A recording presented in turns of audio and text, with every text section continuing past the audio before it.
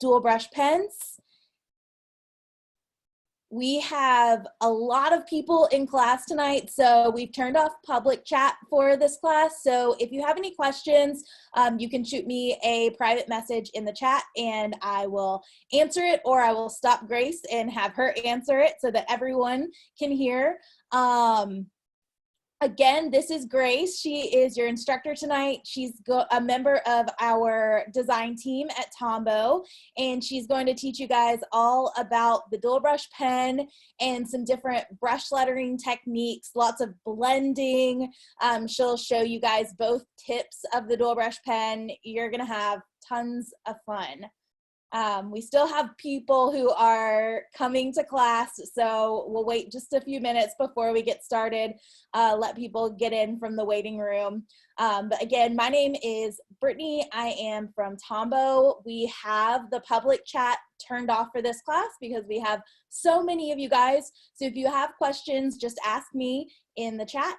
And Grace, I think we're probably good for you to go ahead and start. There's a couple people that aren't in yet, but I think you can go. Sounds good. Very good. Thank you, Brittany. All right. Hi, you guys. As Brittany said, my name is Grace from Grace Ann Studio. I have been on the Tombow design team for 2 years. This is my second year, and I am a wife and mom in North Texas.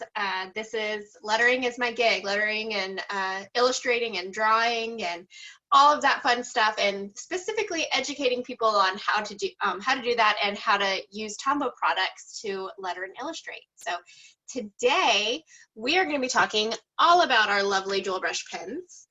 And let me flip my camera real quick. Here we go. All right. So we are going to be talking all about our lovely dual brush pens, and we are going to talk about composition and building a composition as well. So we're going to go through several different techniques for using the dual brush pen, some basics with it, and then we'll build out this composition and make it together and learn how to fill a shape with your lettering and how to make it a little bit more interesting than just writing some words. So without any further ado, let's check out our dual brush pens. Today I am using the Retro 10 pack. It is one of the new 10 packs that Tombow just came out with. Let's open this baby up.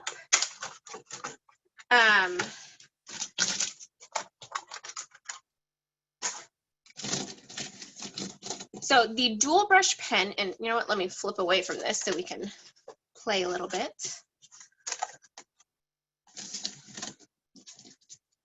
The dual brush pen is a dual tip pen, hence the dual brush.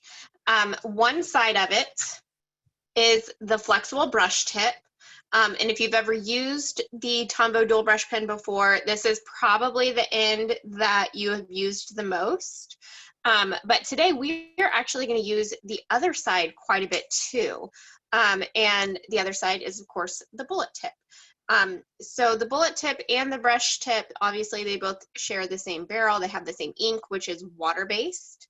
And one of the really fun things about Tombow dual brush pens is that you can blend them together, and you can also blend them with water. So you can use them for watercoloring, or you can use just the water brushes to blend them together and create really smooth, fun blends that way.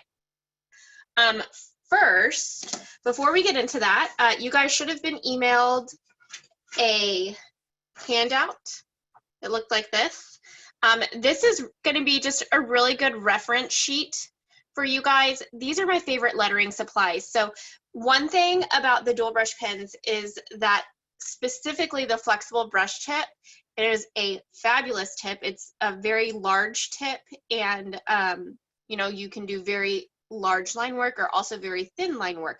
But to get that thin and detailed line work with the very tip of it, you want to make sure that you're preserving your pen and using paper that is going to be really smooth, and make sure that it doesn't fray.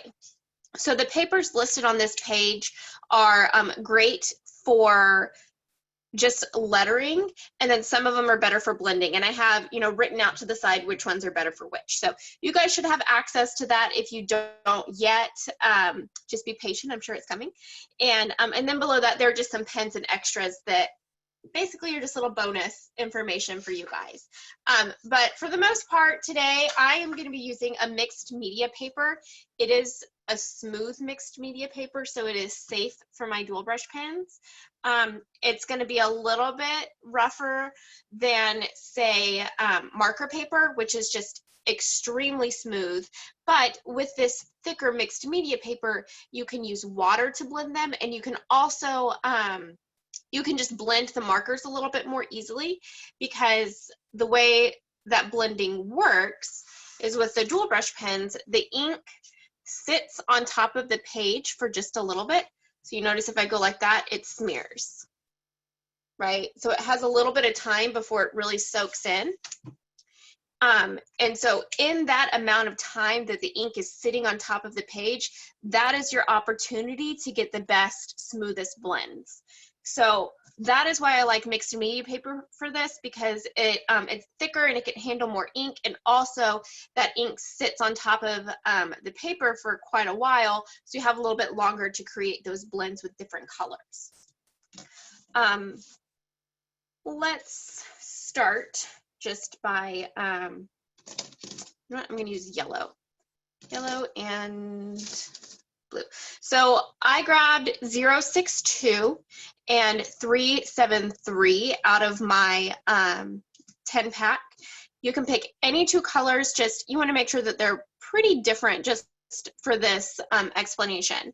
One of the ways that you can blend them is by coloring tip to tip. And to do that, you would just take one marker and color it directly onto the other. Now, you may be kind of freaking out, thinking, oh my goodness, you just colored a yellow marker with another color. Well, the Tombow dual brush pens are self-cleaning. So if you color them or scribble them on a page, all that ink that we just put on there, it's going to rub right off, and we'll be right back to our yellow tips that we had before. So let's try this. I'm just going to letter some quick words. So you can see that blue and yellow is blending together to create a nice green, right? And as you're writing, that blue is disappearing, right? So we're left with just that nice yellow. I usually, if you've been in any of my classes before, you know that I tend to rotate my brush as I'm writing, just to ensure even wear all around the edge of my dual brush pen, or the flexible brush tip. And that just helps to ensure that it's wearing evenly. But I didn't in this case, just to make sure that I was getting the rest of that ink off of one section. But to go ahead and clean the rest, you just scribble it on the page and kind of move it all the way around. Make sure you get all that ink off. All right, so this is what we mean when we say self-cleaning. All you have to do is just scribble it on the page, and all of that ink comes off. So you can see that is our nice, beautiful yellow, right? There is a little bit of a darker color at the very end, but as you can tell, it does not affect the actual color of the marker. So don't worry if it's discolored, it's still that same beautiful yellow that we know. Another blending method actually uses what's called the Colorless blender.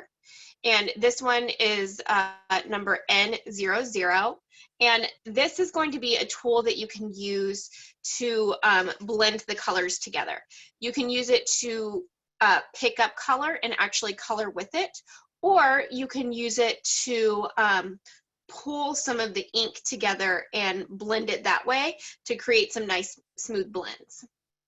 For this one, I'm going to use 555 and 126.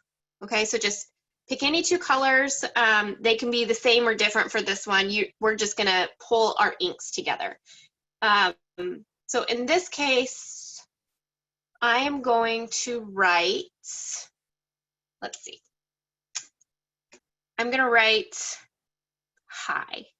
Okay, and actually I'm going to write it out in pencil first. Usually I would use N95 to write it out, just so that I have a very faint lettering below it. And if you use that really, really light gray, it's not going to alter the colors of the lettering at all. It's just going to give you just enough of a guideline that you can letter and or color and blend over it without changing the colors at all. So let's just write any word you want, and I'm just going to add some color to the top of each stroke, and then I'm going to flick it up from the bottom in a few areas as well. Now let me get a little closer here. You can see I left spaces between the colors, and that is what I'm going to use. I'm going to pull the colors down together and blend them using the Colorless blender. And you can see for this section, you have to work pretty quickly to make sure you're blending it when the ink is still sitting on the top of the page. Okay, and you can blend it down into the green, you can pull it back up into the blue a little bit. I usually try to smooth out my edges, so I may start all the way up at the top and pull it down even more. And then again, remember, this is self-cleaning as well. So the tip may not always stay that nice clear white color, but as you can see, there's nothing there. All right, so let's start on the next one. We're just pulling that color down. And then you can take the green and kind of flick it back up into the blue. And then around and back into the green. So all you're doing is just blending those two colors together. I like to clean my brush to make sure that I still have some of the pure original colors as well, and that I'm not just mixing colors on the page. One thing that you may notice at this point is that if you are doing really, really heavy blending, your paper will start to pill. And what I mean by that is, I don't know if you can see that or not, but basically like the texture of the paper starts to pill up, and that's totally fine. That's just the nature of working with water-based pens. And all you have to do when it's dry is just kind of dust it off, and there you go, problem solved. But don't freak out and don't worry if that happens, because that's just what happens with water-based pens whenever you're blending them a lot, and it's not a big deal. So just be aware of that so it doesn't throw you off if that happens. One of my favorite ways, or actually my favorite way to blend using the dual brush pens though, is actually blending them with water. And to do that, oh, you know what?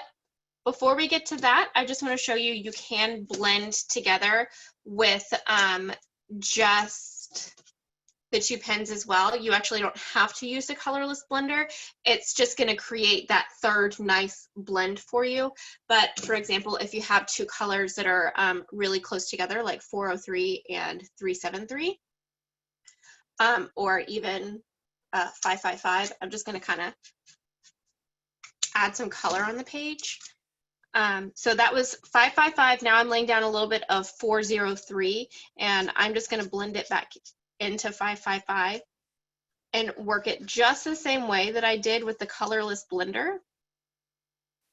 But I'm actually going to work it a little bit less, because every time I'm blending with this color, obviously it's adding more color and becoming more saturated on the page. And again, 373, we're just going to flick a little bit of that color back in there, and then I'm going to use it to blend as well. So you just kind of rub over that line and then flick it in either direction to layer it and blend it. And again, it's self-cleaning, so you can see that color comes right off. Okay, so there you can blend direct to paper is what this is called, but you can blend directly on the paper using either the Colorless blender or just whatever dual brush pens you have on hand. Like I said, my favorite technique is using water. So this is where the Tombow water brushes come into play, and We are not going to use this technique for our project today, so I don't think that these were listed on the supplies list, but these are made by Tombow as well. And all you would do to blend them, well, first, let me just show you. Using, again, 555. Just going to color a little bit on the page. You can tell if you just add a drop of water to that color, because it's water-based, you can pull it out and create watercolors this way. So you can create your own nice washes or gradients or whatever you want with that. But to use it with blending and lettering,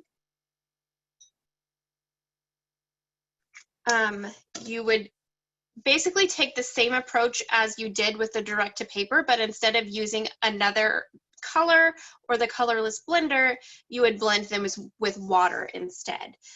So for this one, let's use 665. And I'm just going to add a little bit of color. And then I'm also going to use 817. And again, with this technique, I like to leave a little bit of space in the middle. Usually I would leave a little bit more than that, just to make sure that the colors have clean space to blend together and that they're not trying to overpower each other too much. So I'm just gonna squeeze one teeny tiny drop of water. You don't have to squeeze a drop of water. You could just squeeze just enough to wet your bristles. And I've actually got a water dish here that I'm gonna use because I tend to rinse my water brushes when I'm blending like this rather than squeeze them out, just because I like to work one or two colors at a time so that they don't get too muddied, and I like to always make sure that I'm working with clean water just to keep as much of the original colors as I can. But as you can tell, using water, they just blend really, really nicely together. Again, you do want to make sure that you're working pretty quickly with this, because once the paper dries on the page, it's harder to blend and harder to push that color around. So you may see up here at the top, this has been sitting here for a little bit, so I'm going to use my colorless blender and try to push it over, which I can move some of the color, but that hard line right here, that's still there, right? So had I done this right when I very first laid down the color, I'd be able to really move that over. So we can show that down here at the bottom. So now you can see as I'm pushing it over, it's moving more of the color. It's picking it up. It's erasing that original line that we had. Whereas up here, it's still going to be there. So you want to make sure that you're working pretty quickly whenever you're blending and only adding whatever colors you want to blend right away. So one of the things that I really love about Tombow and dual brush pens specifically is they're so easy for setup and cleanup. You literally just put the cap back on, right? And as a mom with small children, most of the time what I'm doing is during nap time or bedtime or something like that. So I have to be able to just put it all away really, really quickly. So when I'm working, I try to work only 2 or 3 colors at a time to make sure that I'm not leaving any ink on the page that will make it more difficult to blend later. So just keep that in mind. All right, do you guys have any questions about blending before we go on to composition? So one thing, Grace, that we just got a question on that I'll just quickly answer in case anyone's curious. Dawn was asking me, do the markers bleed through paper? And since the dual brush pens are water-based, they do not bleed through most papers. Yep, that is correct. Obviously, Brittany would know, she's Tombow, right? But here, just so you can see. So these are the dual brush pens. These are, they have not ever bled through this paper. This is just a mixed media paper. If you see bleeding, this is actually something I did for the ABT Pro, which are their alcohol-based markers, and those do bleed through the paper. So if you see in my notebook any bleeding, that's not the dual brush pens, I promise. Let's see. All right, anything else? I'm looking right now. Okay, so Nina is saying that when she blends, the color washes away. To me, that sounds like maybe there's too much water, or maybe she's talking about the colorless blender. But I don't know if you want to talk about any sort of like common mistakes that you might make. I would definitely double check what paper you're using. A lot of times, if you're not using a thick enough paper and you're trying to blend, it'll just peel the paper right off. And I'm not sure if you're talking about just with water or with the colorless blender, but I have found if I've tried to blend on something like marker paper or even a Rhodia dot pad, that you have to be so gentle with the paper, because otherwise the marker, because they're water-based, it just picks that paper right up and kind of disappears, if that makes sense. So may not always be the markers. I would check your paper as well. I think one last question, and you might cover this as you go through the project, but someone was asking if you can give any tips on how to kind of clean up the edges of your lettering after you have blended. Yep. Practice, to be quite honest. I try to work a little bit within, because so as you guys can see, and maybe you saw whenever I was blending this, as I was blending, I try to blend right in the middle and then use whatever color, oops, sorry, I'm just completely covering that. Use whatever color that you create to basically make it a little bit thicker. So once you've blended, use that color just to kind of extend it out and clean up the edges, basically. You're going to make your letters bigger, and that's fine. Just when you're first writing them, try to accommodate for that. Okay. Any others? I think we're good. I think all the other questions I can answer one-offs. Awesome. Thanks, Brady. Okay, so I'm going to flip back to our project. Here we go. So we are going to create this quote together. And so you can see the end product here. I've added color, I've added thickness, I filled in my shape. But before we get to all of that, I want to talk about creating a composition to fill a shape. So there are lots and lots of different ways that you can go about creating compositions. But for me personally, I have enjoyed pushing myself past my normal just working in a square. So anytime I am starting a project, I do thumbnail sketches. So these were the thumbnail sketches that I came up with for this project. At first I thought, well, I want to do a hexagon. So I started with my hexagon shape and just some curvy lettering and playing with which words I wanted to accent. But this was my initial idea. I try to take my initial idea and push it to create at least 4 variations of it, which is where we move off to our second one. For this one, I just basically took a square and flipped it on its side.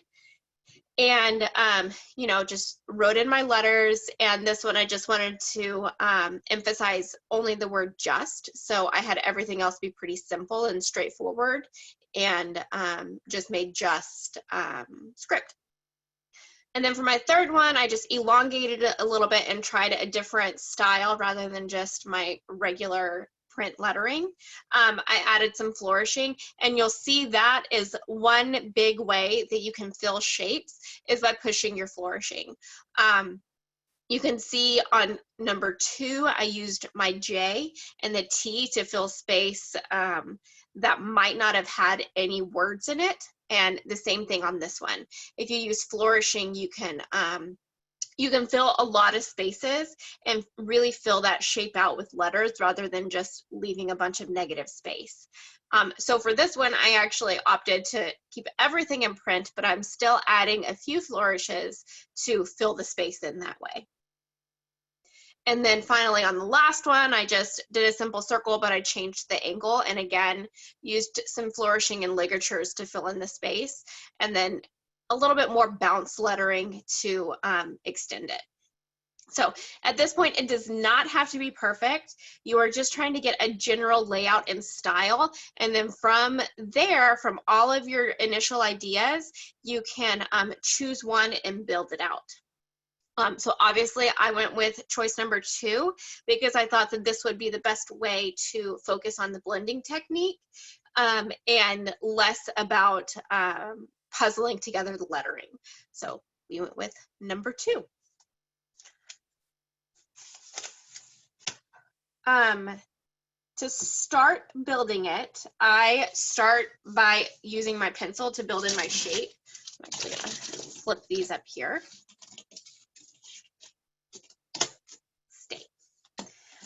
So I'm using my Monograph mechanical pencil. It is made by Tombow as well, and I use it for just about everything. One of my cheats, if you'll call it that, for building out a shape or a composition is to trace something. So I've got my my square here. It's just a dish, and I'm just going to trace it. It keeps my angles even. I am still going to use a ruler because this is rounded and I want it to be straight, but I am keeping those consistent angles. So the first thing you'll want to do is just draw out your diamond or rhombus.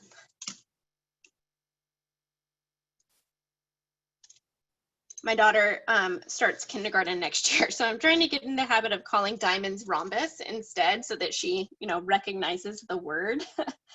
So we'll try to call it that for this class. So once you have your rhombus drawn, the next step is just to pencil in the lettering. So I'm going to actually flip this open so that we can have this as a reference. This is just a little bit easier to see. Usually I would be drawing it from my thumbnail sketch and taking that into account. But when you are when you're putting together a composition or you're building it out, you want to focus on legibility and making sure that your lettering completely fills out that shape and you don't have any large areas of negative space. So like in this one, there's actually quite a bit of negative space here that I may try to fix by kind of adjusting the Y a little bit. But for the most part, you know, my letters extend out and they fill this space. So let's start writing them. I'm not going to give them a thickness just yet. We'll just start with, oh, you know what? 1, 2, 3, 4, 5, 6. This is where my ruler comes in. I like to measure out about how tall it's going to be, so it's a little bit less than 6 inches. So I'm going to make a mark at every inch so that all of my letters have the same amount of space, and I can make sure that when I'm laying it out, I'm spacing it evenly. So we'll write I.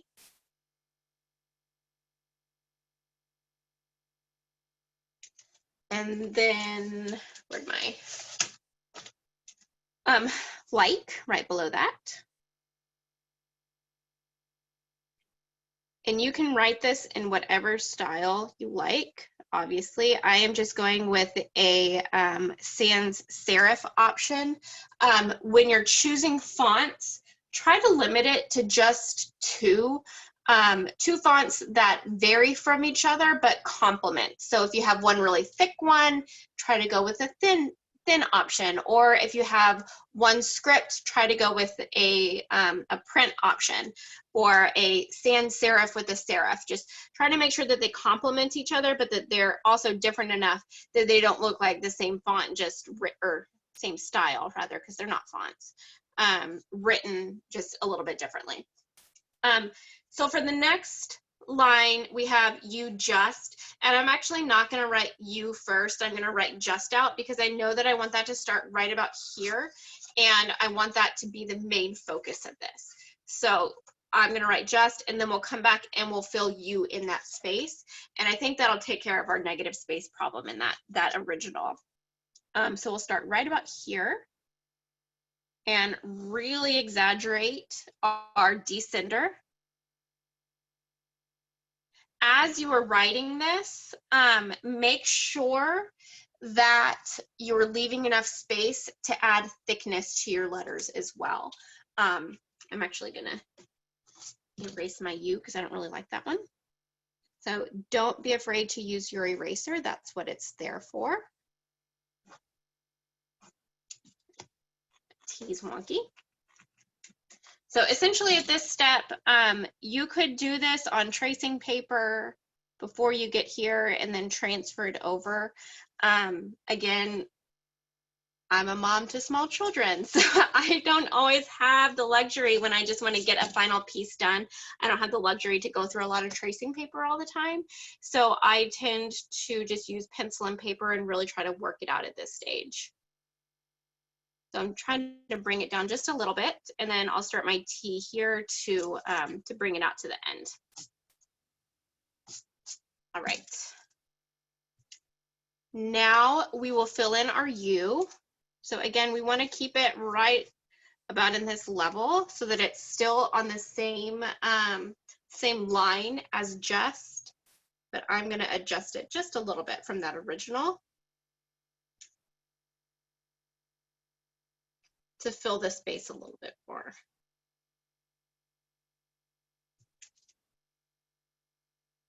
Okay, so whether or not I like that is another question. I may actually bring this down a little bit.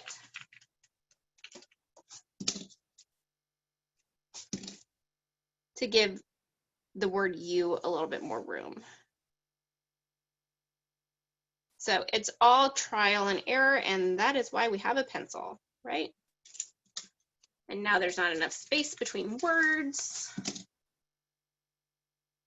You want to make sure that while you're leaving space to make your letters thicker, that you are also leaving space between your words so that you can focus on the legibility of that as well.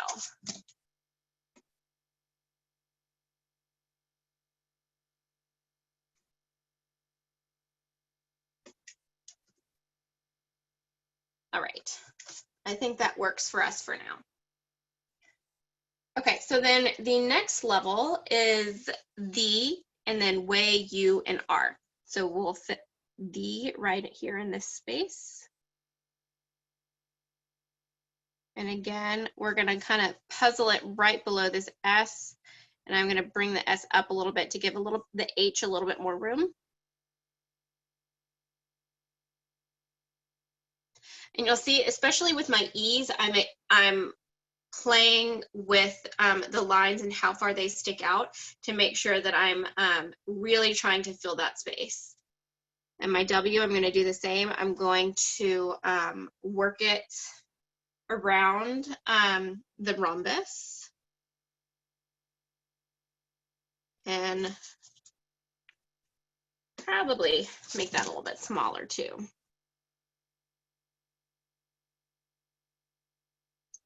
Or more narrow, rather.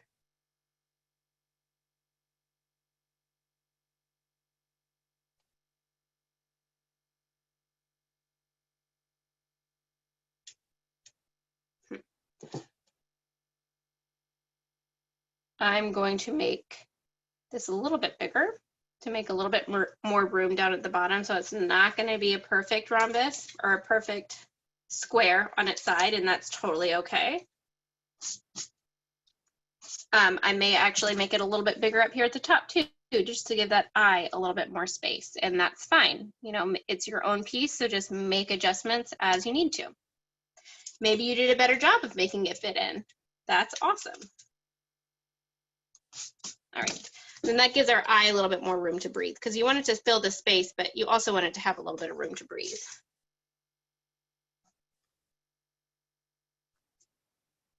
All right, so we're just going through and making small adjustments, and you can see that just adding, I mean, I added maybe 1/4 of an inch, 1/16 of an inch in some areas onto the bottom, and that really gave us a lot more room to play with. So even just really teeny tiny changes make a difference. So you'll just fill in your letters, and then finally R. And don't be afraid to have the letters be a little bit cut off. Well, let's be honest, that E is a little too cut off, so we'll make it less cut off. But I mean, like the leg of A, that's fine. There we go. And you know what, to match that at the top, I'm gonna extend this and our T, and then I'm gonna kind of cut the I off a little bit at the top too. Just executive decisions, making style choices. I like to play with them, and sometimes they work out and sometimes they don't. So we will see how that works out. Okay, so once you have your layout and your letters how you like them, the next step is to give them a little bit of thickness. So to do that, I tend to just draw right over them. And at this point, Stacy, I would probably flip to the side to see that as well, because my hand's going to be over it. The side camera looks to have fallen off, so we're going to have to stay with this one, I think. Okay, yep, totally fine. Sorry about that. All right, well then I'll just move my hand. Here we go. So we have I, which got a little bit of thickness, and the reason we're giving them thickness is because we're going to come back in and fill those, fill the letters, and that's where we're going to add our blending. So we will, I'm basically just going around and outlining them and creating block letters. So just go through and add a little bit of thickness to everyone. And you can see my eyes are different, right? This one has crossbars and this one does not, and that's fine. It's a style choice.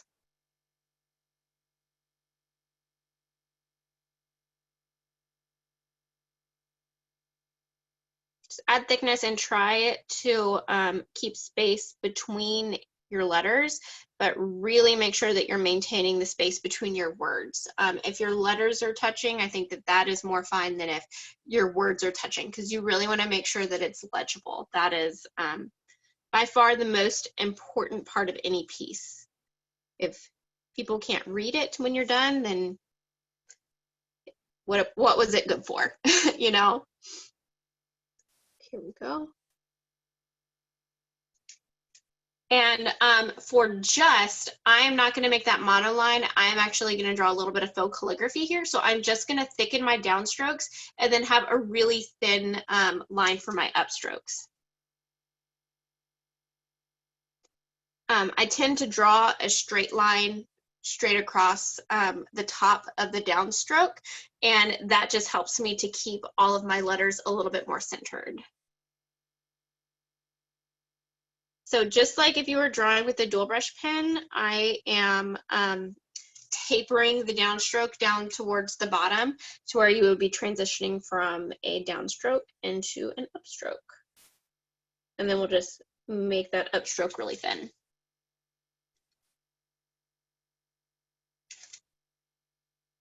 And then again, same thing, thickening your downstrokes and then just adding a little teeny tiny bit of thickness to your upstrokes.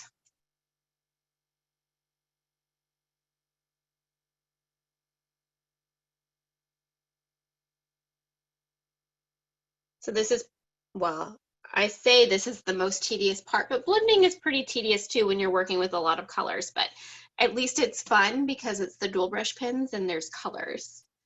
Okay, I'm going to make this look like it was just kind of flicked back this way. So I added a little bit of thickness to the right side. And again, I'm going to do the same thing with the T's and make it look like it was just a little bit flicked. So add a little bit of a taper down to the bottom there. Nope, changed my mind. I want it to be straight and cut off, just to match the tittle on the J. Another thing I learned from my soon-to-be kindergartner, when she was writing or learning how to write I's, her teacher taught her the proper words for the dot. And so she was so excited to come home and teach me that. All right, so just adding thickness, try to make sure it's the same, or the same thickness rather, all the way across. You can adjust how far it extends out as much as you need to. For my W, one way that I keep it from looking really wonky, I guess, is I try to just draw my lines basically in little bars that are overlapping, and then go through and erase and clean it up to make it look like a W. So first I drew my line down from the side. Now I have it straight across, and I'm going to draw up, and then whoop, that runs into this one. So we'll cross it going back down. And then from this point, you'll just go straight up. And then you have a W. And I do the same thing for an A. So basically it's just like two bars that are crossing each other at the top. And then you just erase that cross.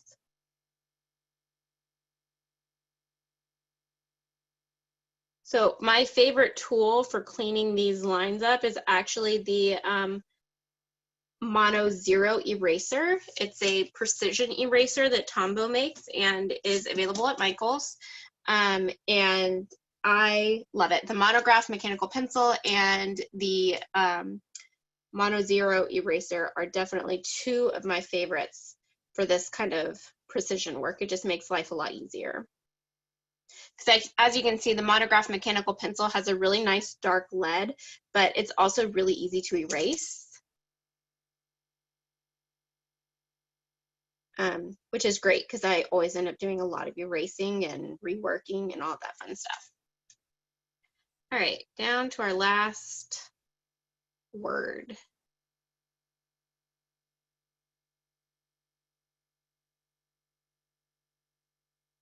Kind of adjusting my R as I go like I did my K.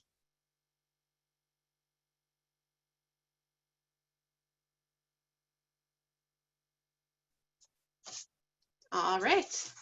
And so as I got all the way down to the bottom, you can see I got pretty thin. So I'm going to go back and make my letters at the top a little bit thinner, but not too much. And I'll worry about erasing here in a little bit.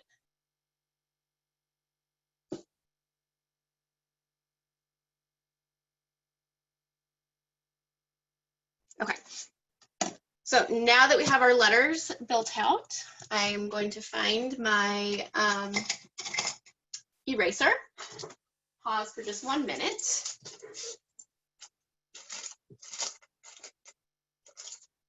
I say it's my favorite, and I already had it tucked away to travel with me. Here we go. Well, I say travel, not far. So this is the Mono Zero eraser that I was talking about. It, as you can tell, is a really thin little eraser, and it's great for just going in and cleaning out those lines. So all I'm doing is erasing the middle lines and leaving the outlines for all of my letters. All right, so we'll just real quickly do that. And if you're doing this along with me and you're having trouble keeping up or are still drawing your letters, that's totally fine. I would suggest that you pause for a second and just try to just finish one word, 1 or 2 words. And then as I'm going through and blending, I want you to be practicing blending with me. So you can really practice that, because once you get the basics down of blending, then it's very straightforward to just repeat it and keep going. But I don't want you to be stuck in the pencil step when you could be practicing with me.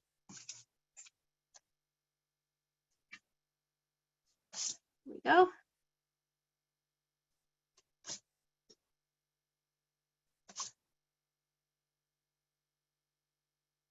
So again, just erasing out any of those stray lines. If there's any around the outsides, that's fine. We're gonna be filling that in with black anyway, so it'll most likely be covered up, but I like to try to clean it up as much as possible so that I can see where I am going to be blending. But basically that's all these outlines are. It's just gonna be a little boundary for each of your blends. So as you can tell, pieces like this are a lot of work, but they're also really fun. And once we get to the blending, it's really almost meditative to just sit there and pull the colors down. All right.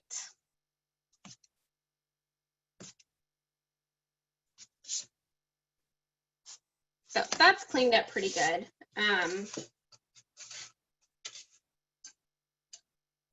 Let's see, before we go on to blending and filling this out, are there any questions on composition in general?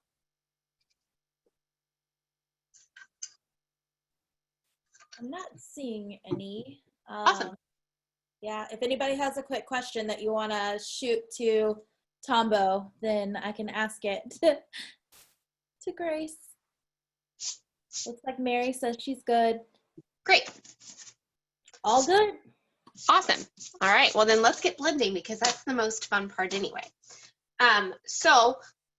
Well, I say let's get blending. There's a step before then. Nope, changed my mind. We're gonna go to blending. Okay, so the first thing, and almost probably the most important step, is deciding the order of your colors. And I tend to order things in Roy G. Biv as close as I can, just because I know when I am blending those colors, they're gonna create nice colors too. I tend to work with a lot of colors when I'm creating a blend, so it may not always be your traditional rainbow colors, but I try to put them in that order anyways. So we'll start with our reds, or oranges, yellow, green, blues, green, blues, and pinks. All right. One thing that can help you when you're trying to create these orders is paying attention to the color number and not always the cap. So the color number on here, the first letter notes the color family. So in this one, eights are like your reds and pinks and things like that. Nines are going to be more of your orange and yellows and zeros. Ones and twos are more your yellow, greens, and greens. Threes and fours are your blue, greens, and your blues. Fives are your blues, and so on and so forth. So just pay attention to the color and the number, and that'll usually get it worked out for you that way. So I'm going to take each of these and divide them by 2. So we'll have 2 colors blending for each letter. That way it kind of limits the number of, or how we are blending everything together. Nope, looks like I'm doing 3. So we're gonna do 3 colors. So that way it's like, it's blending down the whole piece and not each separate line. So you could do it either way. You could have 2 blends or 2 colors for every one, but we're gonna start and work our way down. And then I am, however, going to work 2 colors at a time when I am blending them together. So at the top, let me flip these around to the top so they're out of my way. I'm going to start with 845, which is going to be our red, and you just kind of fill it in. because the top is going to be just plain old red. You can fill it in nicely there, and then just flick it down a little bit. Next, I am going to use 933, and I'm going to flip color up from the bottom.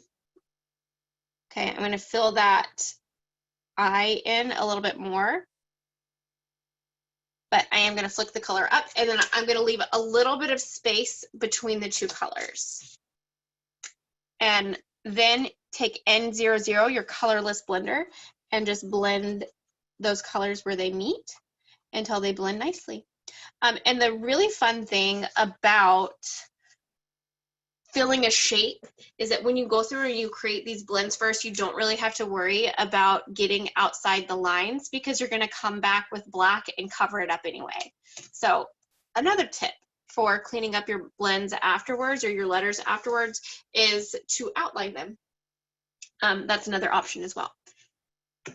Again, I like to work with my colorless blender when it is really clean. So you always want to have a scratch sheet of paper, and I'm just going to use the back of this page to get that color off. That way you're not going to be adding red onto your yellow.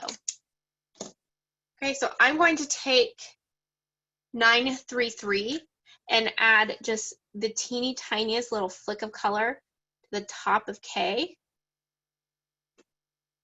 I mean, really, so small, just barely, just kind of like it's bleeding down.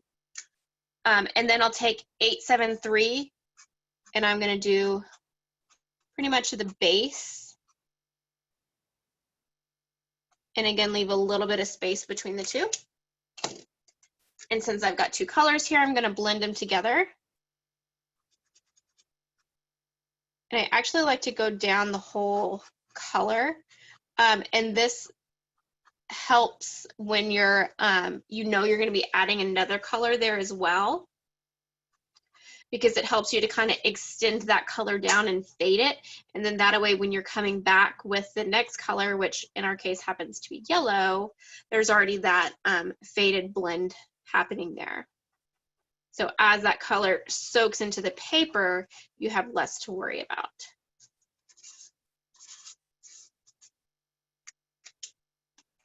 Oops, not there. All right, so now I'm going to take 062 and I'm going to fill in the bottom of like. And I am going to overlap with 873 a little bit, just because I like how those colors look when they overlap. But because I overlapped them, I'm going to go ahead and clean my brush off as well. And then take N00 and just blend those colors out as well.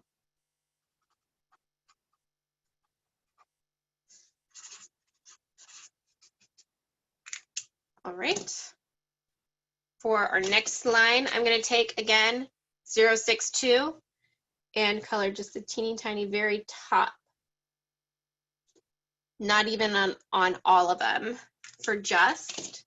And then I'm going to take 126 and add a little bit of that color.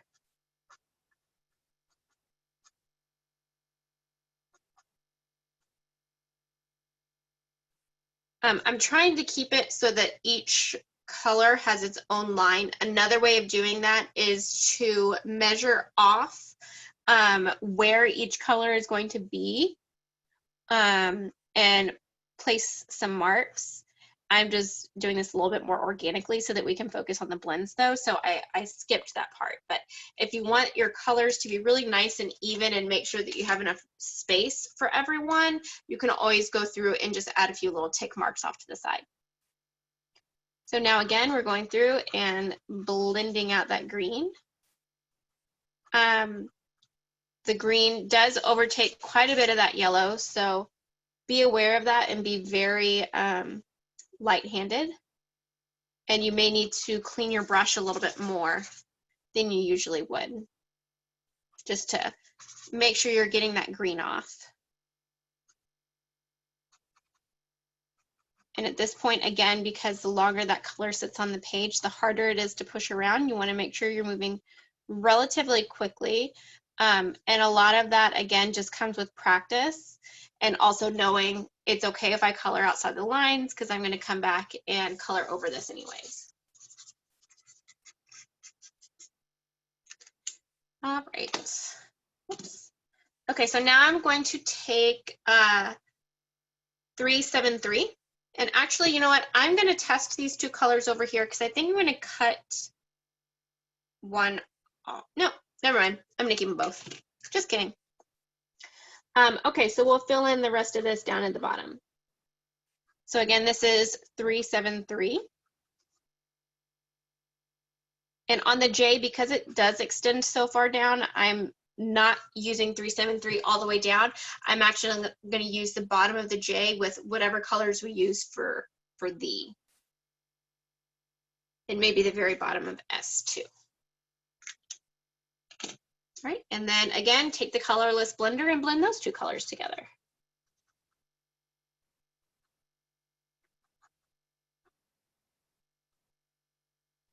When you start working with those darker colors, you can really see how working quickly to blend the colors and to move them around makes a big difference.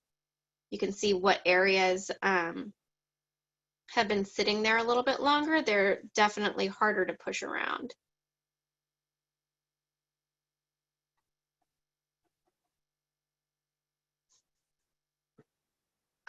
If you're having trouble using the flexible brush tip to blend or to get really nice clean upstrokes, you can always flip around and use the bullet tip to blend just like we're blending with the flexible brush tip as well.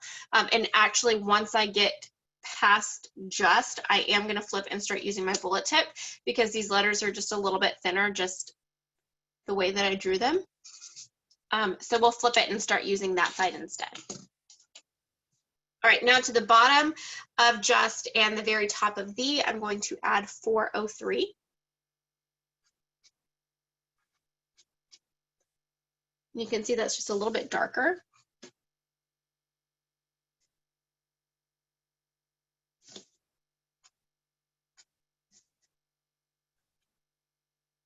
Just adding a few flicks of color.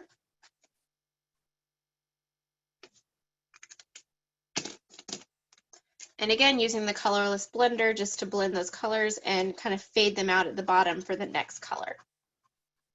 You're always trying to think one step ahead with these so that you're not left with any harsh lines that you're trying to blend later.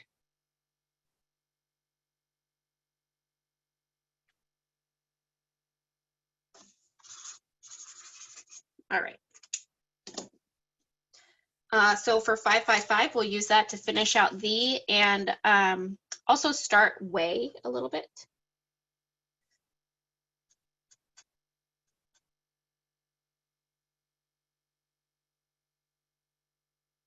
And with this dual brush specifically, a little bit goes a really long way. So I'm going to flip over to my bullet tip, and you can see you can really get a lot of precision when you're using that side. But again, because it's that same blendable water-based ink, you get the same effect.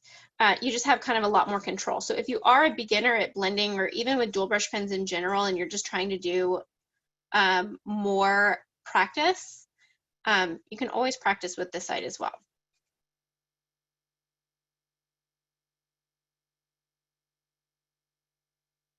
So you can see I didn't have any of 555 down at the bottom of the T, but you can color with the colorless blender. So I just picked up a little bit of color from over here and dabbed it down at the bottom of the T to kind of finish that off. And again, this side is self-cleaning as well. So you can just scribble off to the side. I'm going to take 555 again and start way and U. For applying color, you could apply it using the bullet tip as well. I am confident in using the brush tip side, so I'm just going to continue to use that, but I will blend using the bullet tip.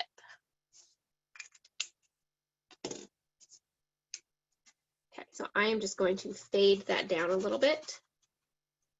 You could go ahead and add your next color and blend them both back into each other at the same time.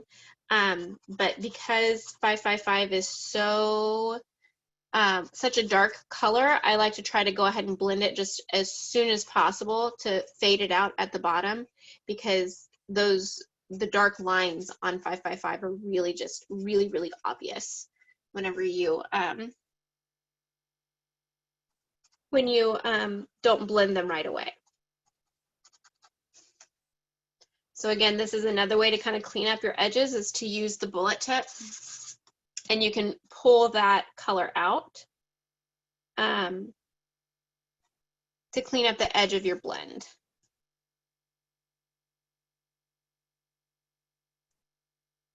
You don't have to color over the entire section of color when you are blending, but I find that I typically do just to make it a more consistent look. The next color I'm going to add is 665. And I'm just going to add a few flicks to the bottom.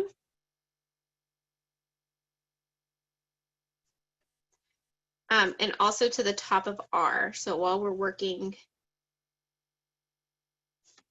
with purple, I'll just go ahead and add it there because I know I want that on the next line as well. And then again, using the bullet tip, just blend those two colors together.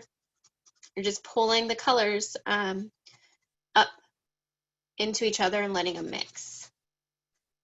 You may find that you have more of the paper pilling with the bullet tip, and that's fine. It's just something to consider when you're working with it, because it is harder. It's not quite as soft as the flexible brush tip, so it is a little bit rougher on the paper as well. But because of that, it does give you a few more options with paper. All right, so now I'm just taking the purple and fading it out down at the bottom.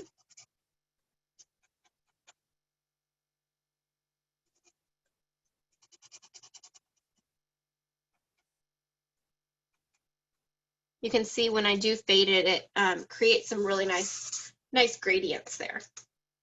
And then finally, our last color, 817, we will just fill that in and try to leave just a teeny tiny bit of space at the bottom, or between the colors rather, so that you have some room to blend them together.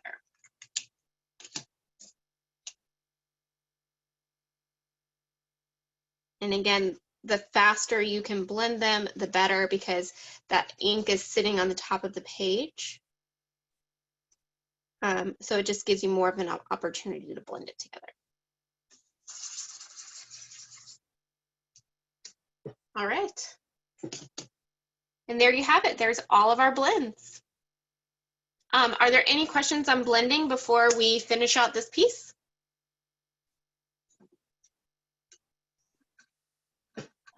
Let's see, I'm not seeing any blending questions at the moment, but we'll give people a quick second in case they have any. Sounds good.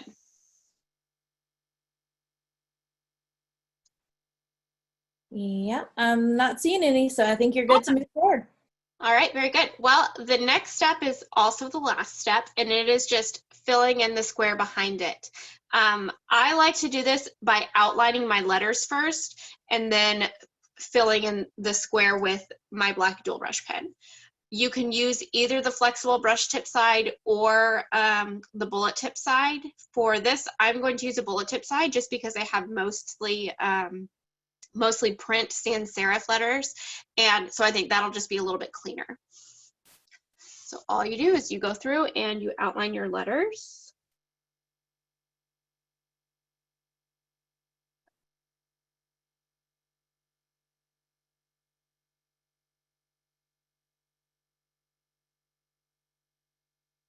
This part is quite tedious, but you can really clean up your letters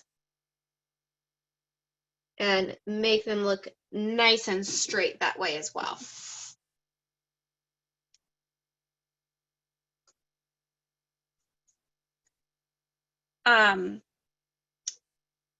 If I had been a little bit more prepared, I would have gotten something to place over this so that I am not smearing my blends as I'm coloring over it.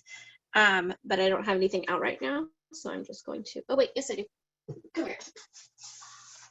There we go, just another little piece of paper. And that'll just help you, help to keep you from smearing the ink that's there. Because while it's not gonna blend smoothly, it might get, you know, a little bit muddied other places.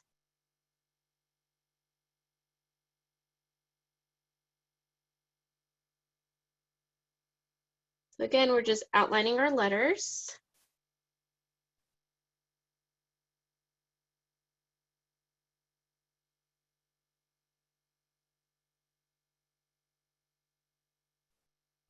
And if you're not wanting to fill the entire shape, if you're just, you know, blending letters for compositions, which I do quite a bit also, you know, going through and outlining your letters is always a fun option as well.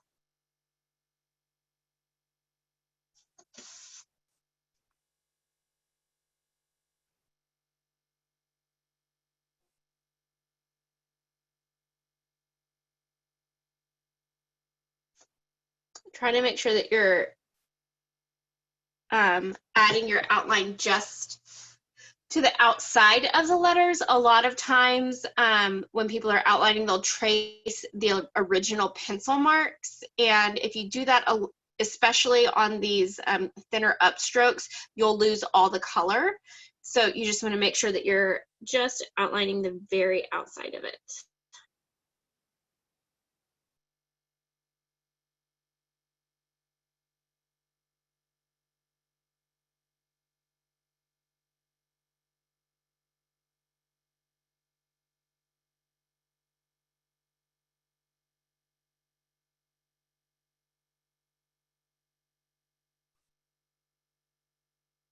At this point, it also gives you a chance to adjust the shape a little bit if you need to. So for example, my tittle is larger than the thickness of my downstroke. So I'm actually just gonna color right over that and make it look a little bit more proportionate to itself.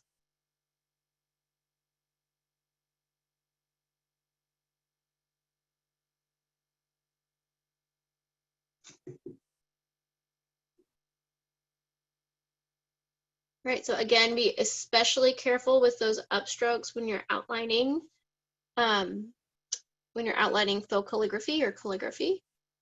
You don't want to lose any of that color. You also want to take into account how much the paper has pilled, because if it has pilled, it's going to bleed and absorb a little bit more. So you just want to make sure that you're just barely touching that section so that the color doesn't get too pulled in.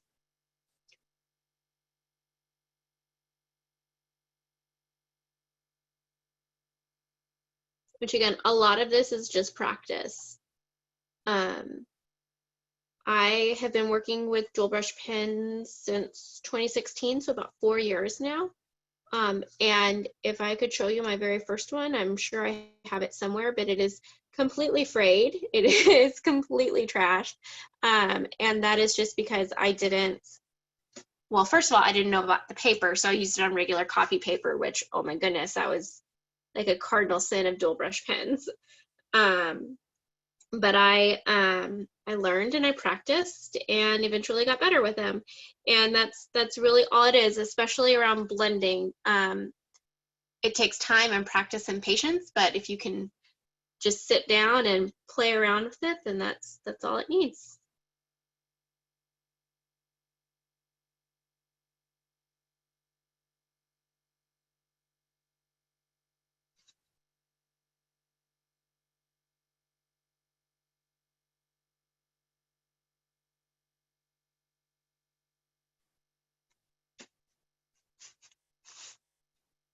Right, moving down to D. So again, these letters are thinner, but they're also straighter. So they're a little bit easier to outline.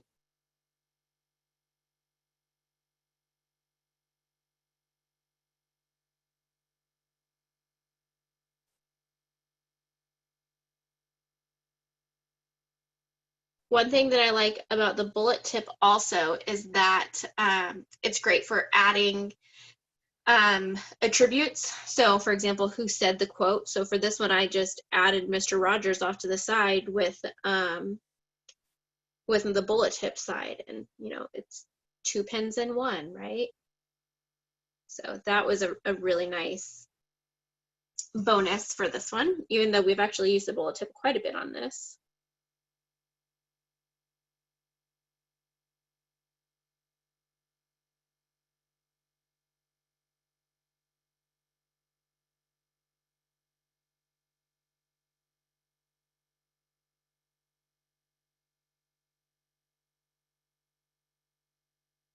So you're just going to keep outlining.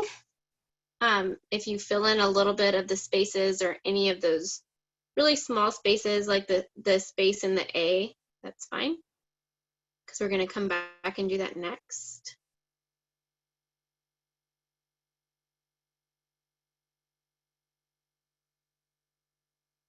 All right, see, I started to work a little bit too fast on way, so you can see it's not super clean, right? There are areas where the paper has peeled a little bit more and it's soaked in, and I mean, that's fine. You're not really gonna see it at the end, but just don't do like me. Don't try to go too fast, and just take your time and make sure that you're just hitting the outside of the letters so that you don't have that black overtaking the colors. One thing that you also want to think about with your color selection is how well the colors are going to stand out after you fill in the black behind it. Because as you can tell, that 5x5, while it's beautiful on its own and on white, it's a very dark blue, so it doesn't show up all that well with the when the black is outlined around it. So if you do use that color, you just want to make sure that you're using it sparingly and with another color that does show up so that it's still legible.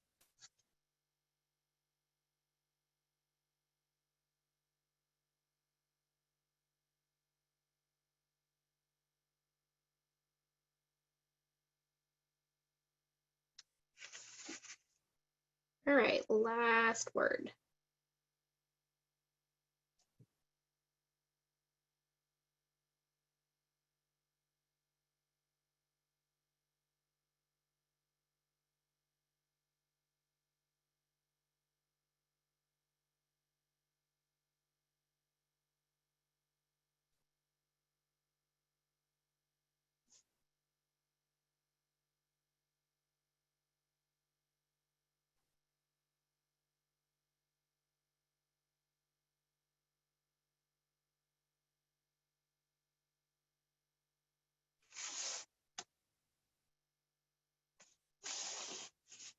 Okay, so now that we have everything outlined, the next step is to come in and fill in the actual shape itself.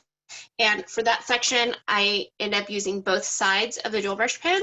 I would start by tracing the outline of it.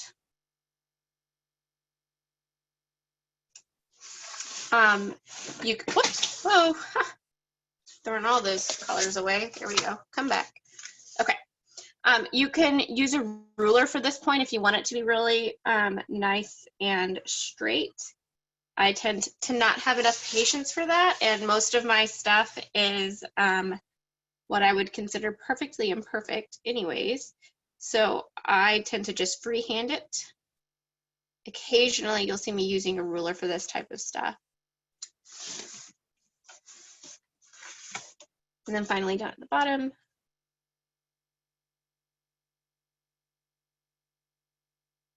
There you go. And then you would just go in and fill in the space.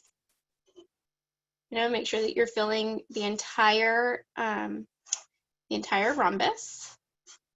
Don't be afraid to go back and do 2 coats if you want it to be more more opaque.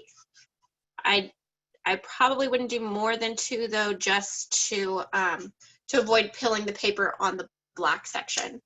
I'm not going to go in and fill in all of the tiny sections, but I will show you how I would just write using the bullet tip down at the bottom.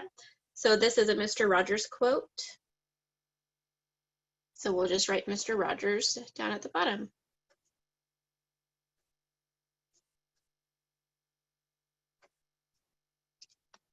All right. So then once you finish filling all of this in, it'll look just like this one. On this one, I did end up outlining my letters with a white gel pen just to make them pop a little bit more. And again, as another option to clean up your edges, or you could just simply leave them, whoops, that's not the right way. This way. You could just leave them outlined. So again, it's going to depend on your color choice and how much the paper pilled, so how much of the black is kind of absorbed back into your letters. But yeah, that's it. That was awesome, Grace. I know that you weren't seeing the chats, but people have been loving this class. We've gotten lots of good feedback. For those of you who are following along with the project, if you want to share it, put it up to your camera so we can see your progress. We would love to be able to see that. Oh, that's awesome. Look at that. Those are so good. Yeah, there's so many people on this class. You guys did great. I love it. These are so awesome. And you know what? I totally forgot to put this out at the beginning of the class, but if you guys have any questions on blending or you want to show me your work after you've posted it, there's my Instagram handle so you can see it nice and easy. But I'd love to hear from you and see your final pieces if you end up posting them. So definitely tag me. Yes, make sure you tag Tombow and Michael. Tombow and Michael too, for sure. I'm gonna make sure that we don't miss any important questions at the end. So somebody's asking about the blender pen. It's just called the Colorless blender. These markers are not permanent when dry, so they are water-based. So even after they are dry, if you get some water on them, then the ink is going to react to the water, so they don't become permanent. If you're looking for permanent markers, we have the ABT Pro alcohol-based markers. Those are permanent. And let's see, yes, you can use watercolor paper instead of mixed media paper, but we recommend hot press watercolor paper because that has a smoother texture. Okay, I think we're good. Lots of really good questions. Thank you so much, Grace. This was a great class. Thanks, I had a lot of fun. Thanks, guys.